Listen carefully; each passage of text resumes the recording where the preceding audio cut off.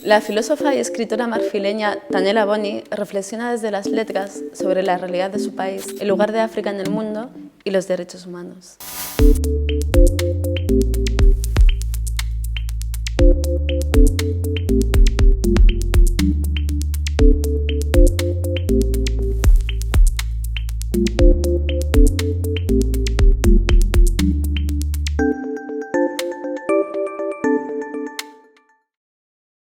Et comment la littérature nous aide à comprendre soit le présent Et aussi penser à l'avenir.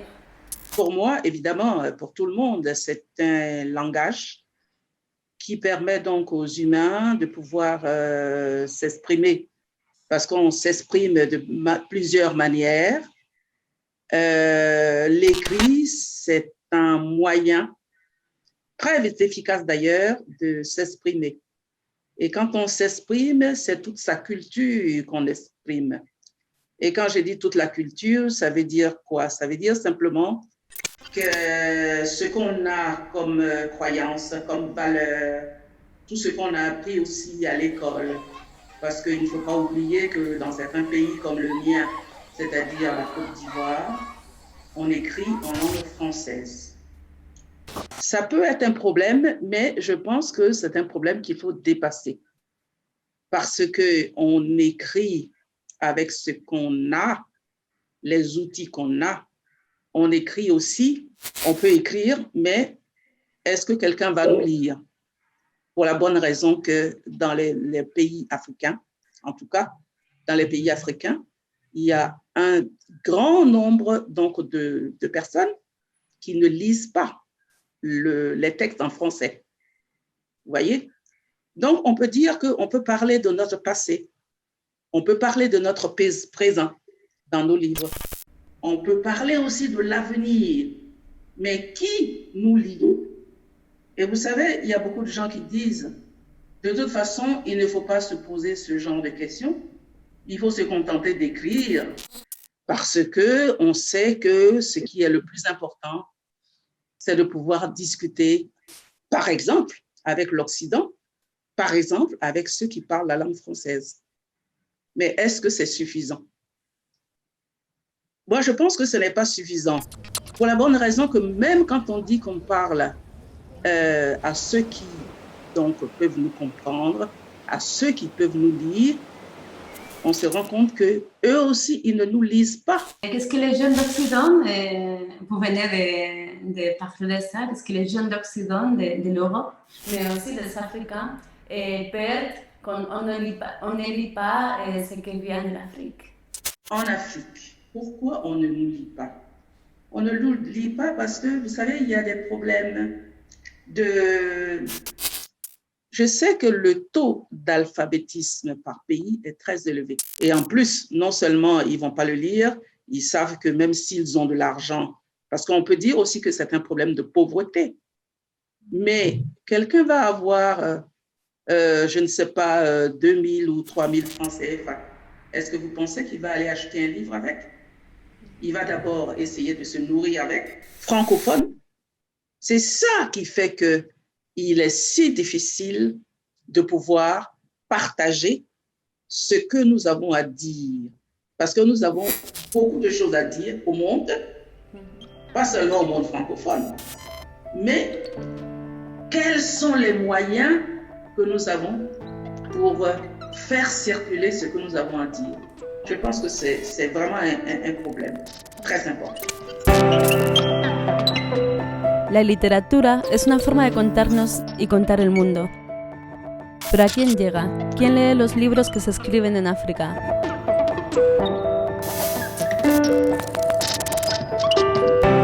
Romper el monopolio de los imaginarios sea quizás el único camino para hacer algo tan revolucionario como tratar a quienes viven en el sur como los seres humanos que son.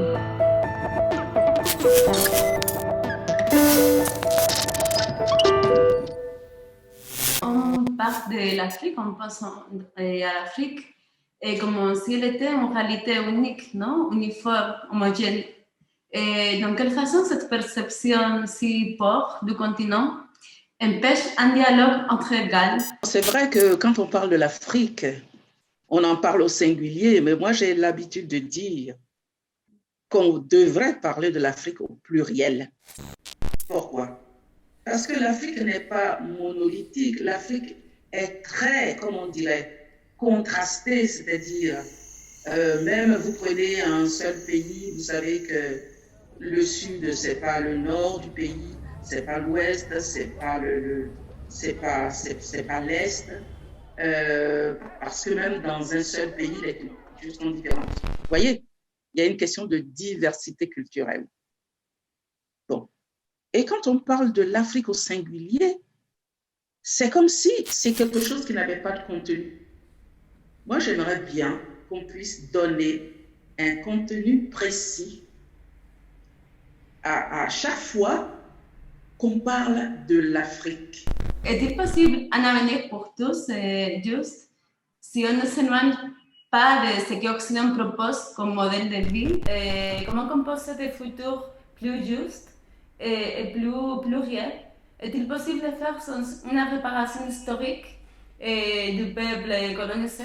Je crois que la question de la réparation, elle est un peu difficile. Moi, je me pose toujours la question de savoir, mais qu'est-ce qu'on peut réparer?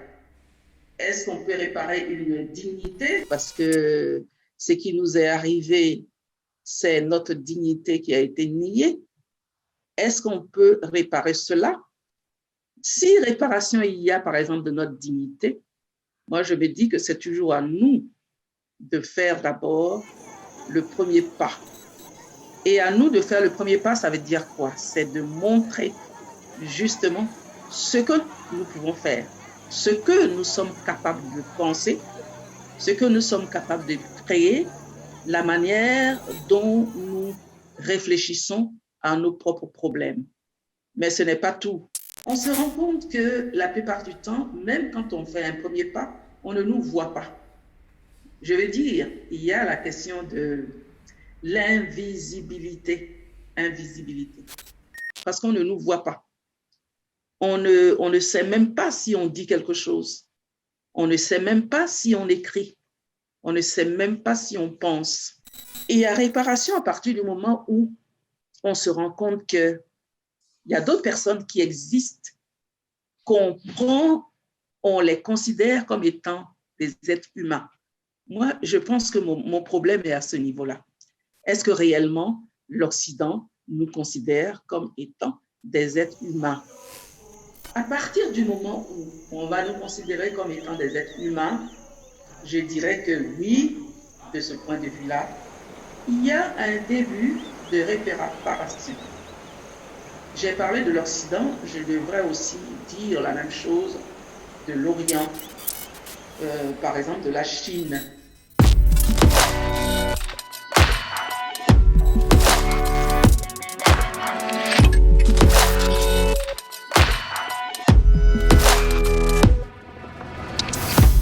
Los debates geopolíticos, las grandes proclamas sobre el futuro del mundo, las aseveraciones sobre la humanidad se hacen de espaldas a África, un continente inmenso y diverso que guarda en sí las heridas de la colonización y soporta los muy actuales golpes del neoliberalismo.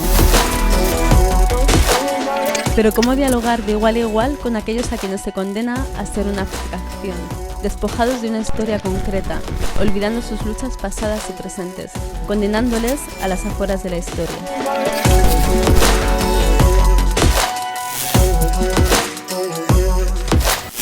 Avant que la crise du Covid-19 devienne plus centrale souci à niveau global, on était en train de s'inquiéter par les changements climatiques.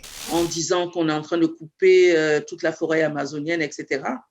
Je ne sais pas si vous savez, mais pour l'Afrique, ça fait des décennies et des décennies depuis la colonisation.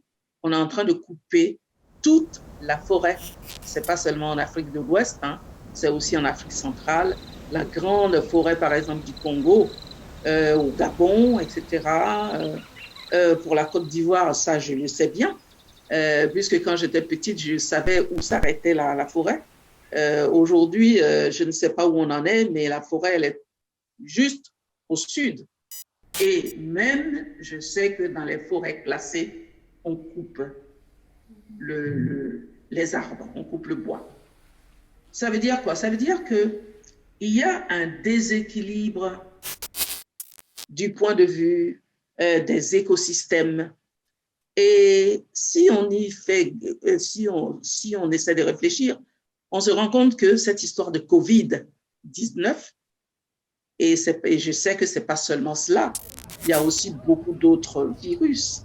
Je sais que par exemple, même Ebola qu'on a connu aussi en Afrique il y a quelques années, vous savez, tout ça, ça provient aussi de tous ces déséquilibres-là. Ça veut dire quoi? Je suis en train de dire que la question sanitaire mondiale, elle est liée aussi à la question climatique.